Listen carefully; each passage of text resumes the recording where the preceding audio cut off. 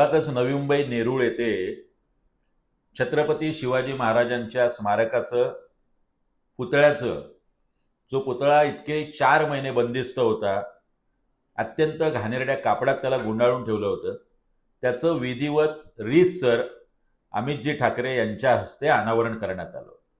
संपूर्ण महाराष्ट्रात शिवभक्त आणि शिवप्रेमींमध्ये आनंदाचं उत्साहाचं वारण होतं.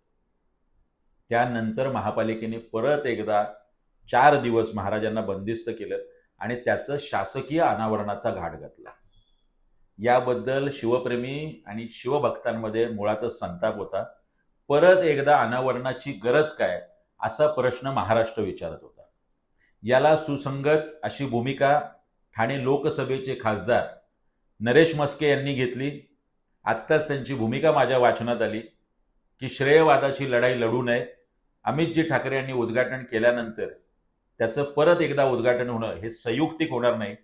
त्यांच्या या भूमिकेचं महाराष्ट्र नवनिर्माण सेना म्हणून आम्ही स्वागत करतोय. त्यांच्या भूमिकेचं आम्ही समर्थन करतोय. मुळातच हीच भूमिका सर्व मंत्री महोदय, आमदारांनी आणि पालिका प्रशासनाने घेणं गरजेचं होतं. पण महाराष्ट्र आणि महाराष्ट्रातील आपलं आराध्य दैवत महाराजांना सुद्धा आपण राजकारणासाठी ओढलं, हे दुर्दैव आहे.